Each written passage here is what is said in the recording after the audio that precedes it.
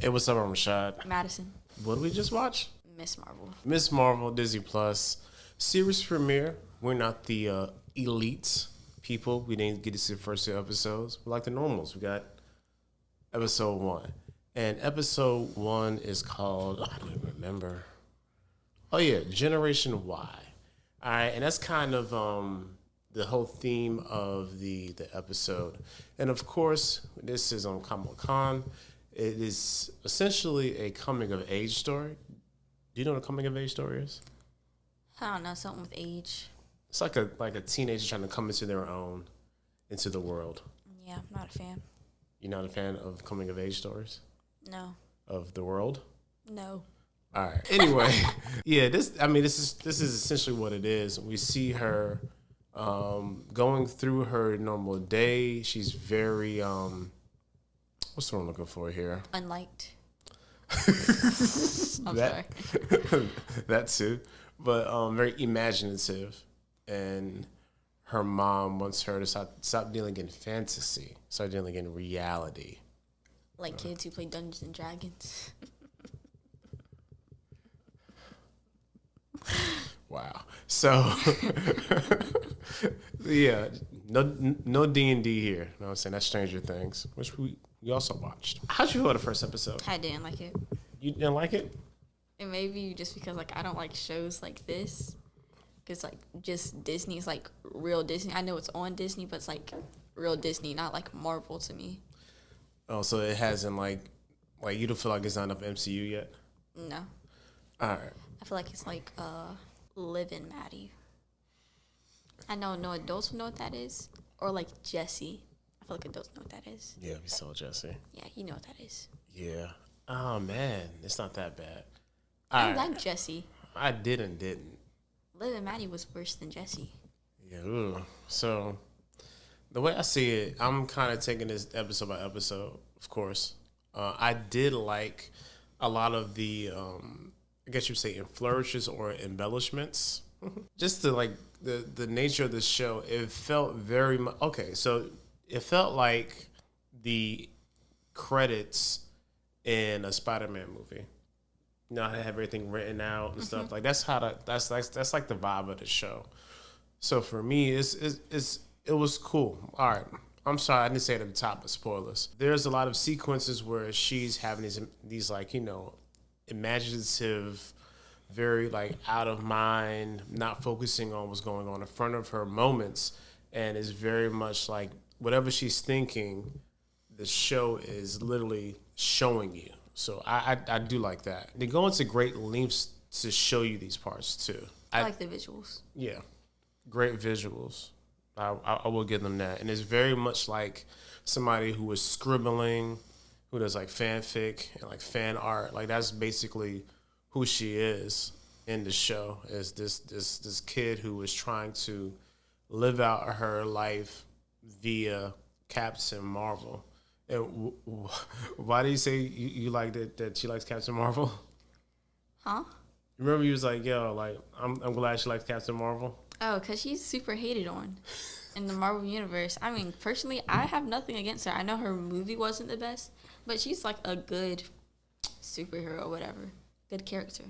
I have nothing against her. Has nice powers or whatever. Pretty strong. Yeah, people say she's OP.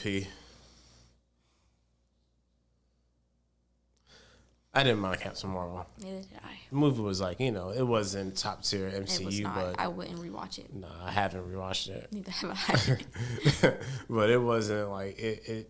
Yeah, I've seen worse movies. Captain Marvel, of course, this is based on the comics, so the same arc for her is basically echoed in the comic series as well. Her like being a Captain Marvel fangirl, and the basis of this episode is Avenger Con, which is such a funny yet realistic idea that would happen in this universe. I'm surprised, in like actual reality, I'm surprised there isn't like an Adventure Con or something, because it feels like something people would do. I feel like D23 is kind of like that, or like Disney. Like every other year they have a Oh, convention where they show up for like the Disney stuff, or like Comic Con, like San Diego Comic Con. But just a very specific Avenger Con, like that would Yeah, I'm very surprised too. This shoot, knowing them, they might do some corporate synergy and make it a thing next year. Who knows? Either I way, wouldn't be surprised. I wouldn't be surprised too. And that's like the basis of like that's the focal point of the episode is them trying to get to AdventureCon. Of course, them I mean her and her Bruno. friend Bruno, who everybody talks about, and he's like the tech guy. I never even watched that. Everybody talks to everybody. Everybody, I mean, like he's a tech guy, and he seemingly is helping Kamala's family, and yeah, they really like him. What's the little invention he called? Zero? Who? Zero, the little invention he made. That Oh yeah, Zuzu. Zuzu. Zuzu. Yeah, it's basically Amazon Alexa for his house. Like he made his own AI and everything, which is crazy. But yeah, so that was so he's the smart one. He's the guy in the chair. The brains. The brains. You know, again, very much like Spider-Man, because that's how whatchamacallit was. Ned was for Tom Holland. Peter Parker. Anyway, what I'm trying to say. Oh yeah, and go ahead. You got something to say? Oh my bad. Like they're really trying to, and this is the only complaint. Like not even complaint. Like the only nitpick I have is when we show like a different culture. It's like they be going super hard to say, "Hey, this is the culture, guys." Like, I mean, like that little Hulk thing was funny. Like it was very amusing, but it was unnecessary. We get that she's Muslim and the whole attire and everything, and then the whole little wedding thing unneeded. yeah, it was very. I mean, and there are some very much some non-American tropes about like family and gender roles and like marriage and stuff like that. Like that's like I don't know. I feel the audience in 2022 was a lot smarter than that. Like it doesn't have to be so heavy-handed. Marvel does that a lot.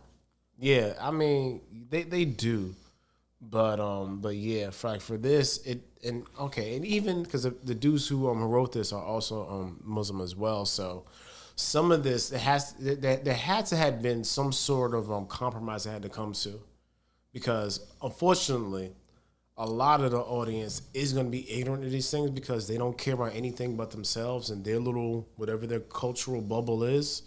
So they're gonna be like, I don't understand this stuff. Like, what does it mean? Like, you know.